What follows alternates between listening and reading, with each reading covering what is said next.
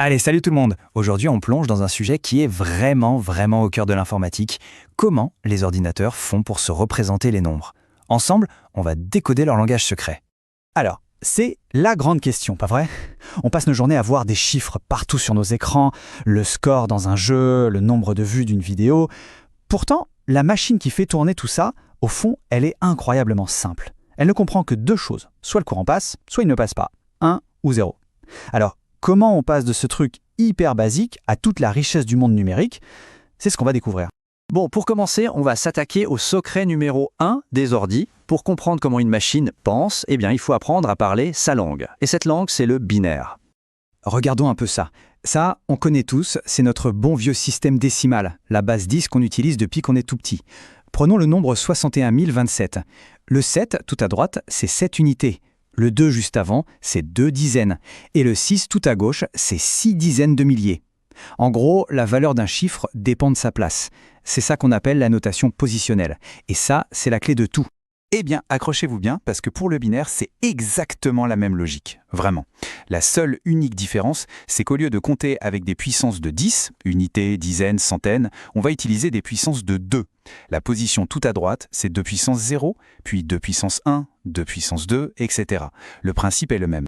Ok, concrètement, comment on fait pour traduire ce charabia binaire? On suit la recette. Prenons notre nombre, 0, 111, 01.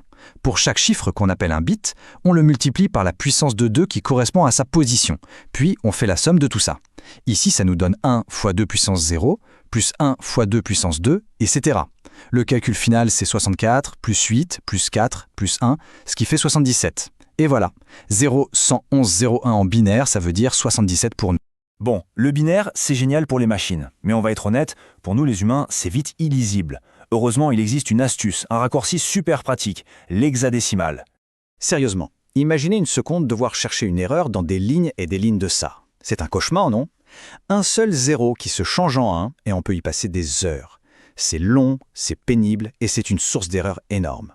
Il fallait absolument trouver une écriture plus simple. Et la solution, elle est juste brillante de simplicité. L'idée, c'est de prendre cette longue guirlande de bits et de la couper en petits morceaux, des paquets de 4. Pourquoi 4? Tout simplement parce qu'avec 4 bits, on peut créer 16 combinaisons différentes, de 0 à 15. Et 16, c'est justement la base de l'hexadécimal. Du coup, chaque paquet de 4 bits peut être remplacé par un seul symbole. Et d'un coup, c'est beaucoup plus facile à lire. Et voilà la table de correspondance, notre dictionnaire binaire hexa en quelque sorte. Chaque paquet de 4 a son symbole. De 0 à 9, c'est les mêmes chiffres que d'habitude. Et après, pour les valeurs 10, 11 jusqu'à 15, on utilise les lettres de A à F. C'est juste une convention.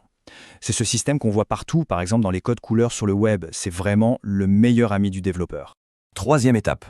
On sait maintenant coder les nombres entiers positifs. C'est bien. Mais comment on fait pour les nombres négatifs? Comment un ordinateur arrive à faire la différence entre plus 5 et moins 5? La première idée qui vient à l'esprit, la plus intuitive, ce serait de dire « Ok, on va utiliser le premier bit pour indiquer le signe 0 pour positif, 1 pour négatif. » Facile, non? Sauf que cette méthode a deux énormes problèmes. Le premier, c'est qu'on se retrouve avec deux zéros, un plus 0 et un moins 0. C'est un peu bizarre et c'est du gaspillage. Et le deuxième, c'est que faire des additions avec ça, c'est un vrai casse-tête pour le processeur. Bref, il fallait trouver mieux. Et la solution qui a été trouvée, c'est une astuce mathématique super élégante, le complément à 2. Retenez bien ce nom parce que c'est la méthode standard, celle que tous les ordinateurs, sans exception, utilisent aujourd'hui pour gérer les nombres positifs et négatifs. Alors comment ça marche ce truc? C'est une recette de cuisine vraiment. Prenons un exemple. On veut trouver comment écrire moins 3. Étape 1, on part de son positif. 3 qui s'écrit 0, 1, 1 sur 3 bits. Facile. Étape 2, on inverse tous les bits. Les 0 deviennent des 1 et les 1 deviennent des 0. Donc 0, 1, 1 devient 100. Étape 3, on ajoute 1 au résultat. 100 plus 1, ça fait 101. Et voilà, en complément à 2 sur 3 bits, moins 3 s'écrit 101. Et là, c'est le moment Eureka. Quand on regarde toute la table, on voit à quel point ce système est génial. Sur 4 bits, on peut aller de moins 8 jusqu'à plus 7. Et regardez bien le truc incroyable. Moins 1, c'est 1, 1, 1, 1.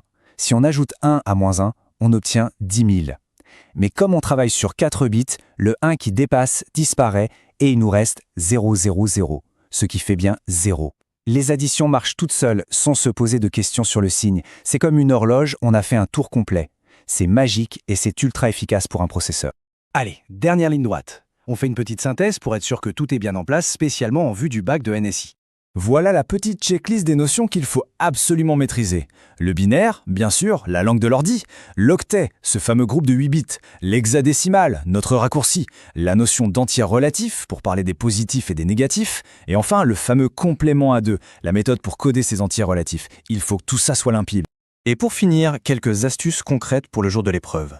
Premier réflexe, n'hésitez pas à utiliser Python pour vérifier une conversion avec les fonctions bin et hex. C'est rapide et ça évite les erreurs de calcul. Ensuite, les petits trucs mémotechniques. Paquet de 4 pour l'hexa et la formule magique j'inverse et j'ajoute 1 pour trouver un nombre négatif.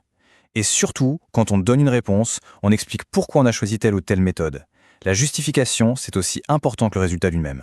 Ce qu'il faut vraiment retenir de tout ça, c'est que derrière toute la complexité qu'on voit sur nos écrans, tout, absolument tout, repose sur cette logique de 0 et de 1. On a vu comment faire un simple nombre, mais ça ouvre une question bien plus grande. Maintenant qu'on sait ça, à votre avis, comment une machine s'y prend pour représenter une image entière, ou un son, ou encore plus fou, une décision prise par une intelligence artificielle? Parce qu'au final, tout ça, ce ne sont que des nombres.